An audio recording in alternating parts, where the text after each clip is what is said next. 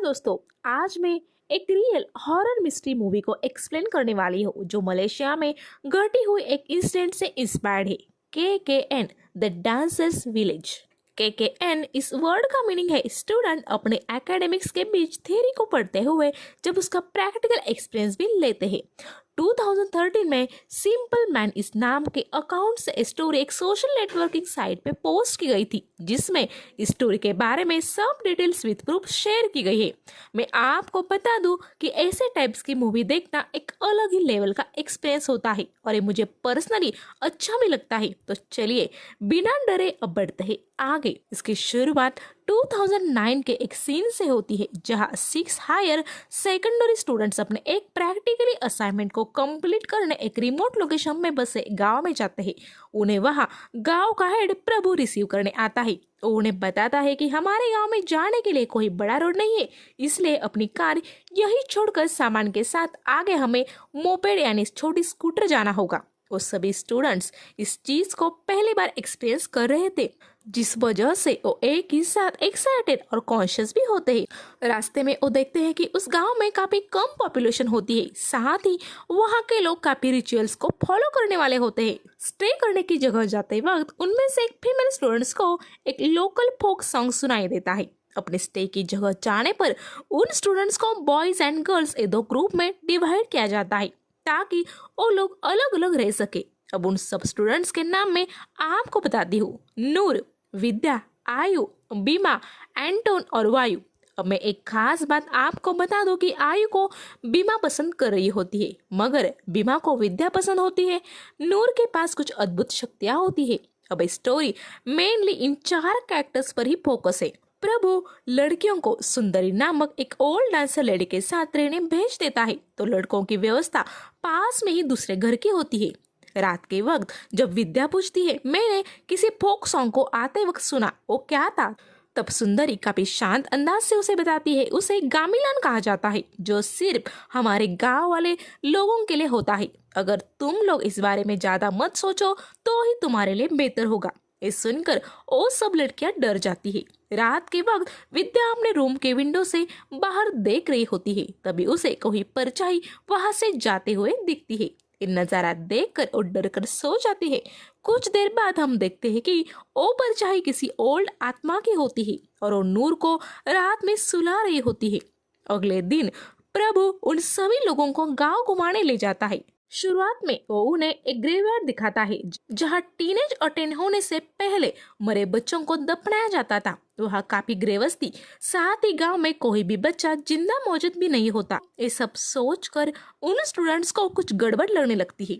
आगे वो उन्हें एक छोटा मंदिर जैसा कुछ दिखाता है जिसके बारे में वो बताता है कि उस मंदिर के पीछे जो जंगल है वहाँ जाना मना है क्योंकि वहाँ कोई शैतान रहता है और अगर किसी ने वहां जाने की कोशिश की तो अपने जान से हाथ जरूर धो बैठेगा। इसके बाद वो लोग वापस अपने स्टे की जगह आ जाते हैं। अब उन बच्चों को खुद को अलग अलग ग्रुप्स में डिवाइड करना था ताकि वो अपने एक्टिविटीज को कंप्लीट कर सके। जाहिर था कि आयु अपने टीम में बीमा को शामिल कर लेती है ताकि वो उसके पास ही रह सके। इसके बाद नूर और विद्या नहाने चली जाती है। उस बाथरूम में नूर को कोई डरावनी शैडो दिखती है जिसे देख वो बाथरूम से बाहर आती है। फिर जब वो विद्या के बाथरूम में झांकती है तब उसे वहाँ एक ओल्ड ट्रेडिशन के कपड़े पहने एक डांसर दिख जाती है। ये देख नूर डरकर चिल्लाती है जिससे वो डांसर गायब हो जाती है और विद्या बाहर आ जाती है। फिर वो लोग उस बाथरूम के आसपास घूमकर देखते हैं तब उन्हें वहाँ एक पुराना स्विमिंग पूल दिखाई देता है जहाँ लेडी डांसर्स नहाया करती थी, साथ ही वहाँ कुछ स्नेक्स भी होते हैं। जब इस बात को वो लोग सुंदरी को बताते हैं तब वो प्रभु को इन्फॉर्म कर नूर को उनके गांव के मम्बा नाम के एक तांत्रिक जैसे आदमी के पास ले जाते हैं और नूर के ऊपर किसी आत्मा का साया है क्या ये जानने उसे एक कॉपी देते हैं। अगर उसे वो कड़वी लगी तो नॉर्मल होगी और अगर उसे वो मीठी लगी तो जरूर आत्मा का चक्कर है ये पता चलने वाला था। नूर को कॉपी मीठी लगती है जिसके बाद मम्बा एक मुर्गे को नूर से उतार कर उसकी बलि दे देता है। उस मुर्गे के मीट को खाने जब एक काला कुत्ता आता है तब हम देखते हैं कि अचानक से वो कुत्ता एक काली परछाई में बदल जाता है। इसका मतलब नूर के साथ कोई आत्मा का कनेक्शन जरूर था। इसके बाद नूर घर लौट जाती है। इत्तेफाक से उसी रात विद्या को नूर डांस करते हुए दिखती है, मगर जब उसे होश आता है तब उसे बाकी के दोस्त देख रहे होते हैं, जो बताते हैं नूर नहीं बल्कि तुम ही किसी प्रोफेशनल डांसर जैसी नाच रही थी। अगले दिन विद्या को लेकर प्रभु जब मप्पा के पास जाने लगता है तब आयु और एंटोन भी हमें भी अपने आप को चेक करवाना है ये बोलते हैं। फिर उन तीनों को वह जाकर कॉपी पेन देते हैं। आयु और एंटोन को कॉपी कड़वी ही लगती है, मगर विद्या को ओ मीठी लगती है। जिसके बाद मब्बा उसे कोई जादुई राग लगाकर बोलते हैं, अब घर जाकर आराम करो, सब ठीक हो जाएगा। उधर एंटोन नूर को बता रहा था कि बीमा से उसे अब डर लगने लगा है, क्योंकि उसके बेड के नीचे कुछ भी चीजें पड़ी होती है और उसके रूम से एक लेडी की आवाज भी आती है। मुझे तो कोई आत्मा का ही चक्कर लग रहा है। इसी बीच विद्या को अपने रूम में नूर डबल दिखने लगती है। शायद उसे स्ट्रेस की वजह से चक्कर आते होंगे, ये सोचकर सभी लोग उसे पानी देते हैं। पानी पीते ही उसके मुंह से बालों की एक लंबी जड़ बाहर आती है। मतलब मब्बा ने लगाए अंगारा शायद काम कर रहा था या फिर नहीं भी। फिर वो सब लोग बाहर आकर डिस्कशन करने लगते हैं और एक डिसीजन लेते हैं कि हम कल ही यहाँ से लौट जाएंगे, सिवाय आयु के। इस डिसीजन को कोई भी विरोध नहीं करता। तब अचानक बीमा आयु को लेकर वहां से थोड़ी दूर चला जाता है। वहां जाकर वो उससे पूछता है, क्या तुमने मैंने दिया बैंगल विद्या को दिया? इस पर आयु बताती है कि नहीं, वो मेरे से कहीं खो गया। फिर वो बीमा के कान में आकर कुछ बोलती है, जिसके बाद हम देखते हैं कि नूर उन दोनों को ढूंढते हुए उसी मंदिर के पास चली जाती है जहां से जंगल के अंदर जाने का रास्ता था, और प्रभु ने वहां जाने से इन लोगों को मना किया था। वहां पास ही एक कच्चा घर भी होता है, जिसमें झांकने पर नूर को अंदर बीमा और आयु इंटीमेट होते हुए दिखते हैं। ये देख नूर वहां से गुस्सा होकर चली जाती है। अब हमें लगता है बीमा तो विद्या को पसंद करता था, फिर वो आयु संग क्यों इंटीमेट हो रहा था, मगर इसके पीछे भी एक राज है जो हमें आगे पता चलेगा। अगले दिन विद्या और वायु कुछ जरूरत की चीजें खरीदने मार्केट जाते हैं। वहां का एक फ्रूट सेलर उन्हें बताता है कि तुम लोग उस जगह से फौरन निकल जाओ, क्योंकि वहां के लोग बाहर से आए लोगों को डरा डरा कर मार डालते हैं। बाद में वो हंसने लगता है। ये देख विद्या और वायु को वो आदमी अजीब लगता है। मार्केट से लौटते वक्त उनकी बाइक खराब हो जाती है। पास बैठे एक बूढ़े आदमी से जब वो मैकेनिक के बारे में पूछते हैं तब वो बोलता है, बाइक यही छोड़ दो, मैकेनिक आके इसे ठीक कर देगा। अगर तुम चाहो तो मेरे संग एक पार्टी में कुछ वक्त के लिए आ सकते हो। फिर उन्हें घने जंगल के बीच ले जाता है जहाँ काफी लोग नाच रहे होते हैं। वहाँ लजीज खाना भी होता है। ये देख वायु खाने पर टूट पड़ता है। वहाँ विद्या को वही डांसर दिखती है जिसे उसने सुंदरी के घर के पास देखा था। उस डांसर का रूप देखकर वायु क्लीन बोल्ड हो जाता है और उसके ही आसपास नाचने लगता है। कुछ वक्त बाद विद्या वहां से लौटने के लिए बोलती है। तब वायु वहां पड़ा खाना अपने दोस्तों के लिए भी पार्सल ले लेता है।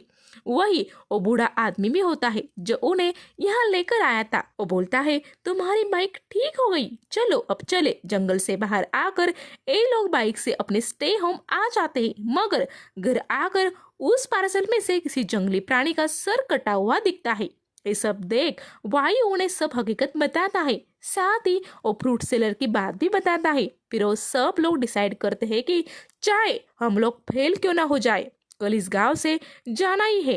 वो प्रभु को जाकर उनका प्लान बताते हैं। तब उसे भी बुरा लगता है कि मेरी वजह से तुम लोगों को तकलीफ हुई। उसी रात विद्या को बीमा जंगल में जाता दिखता है। दरअसल वो एक वहम होता है। जब विद्या उसके पीछे जाती है तो उसे बीमा उसी डांसर के वश में दिखाई देता है, जिसकी वजह से सब प्रॉब्लम हो रही थी। फिर विद्या को एक गुफा में ले जाया जाता है जहां आयु भी उसी डांसर की तरह सजी होकर मौजूद होती है।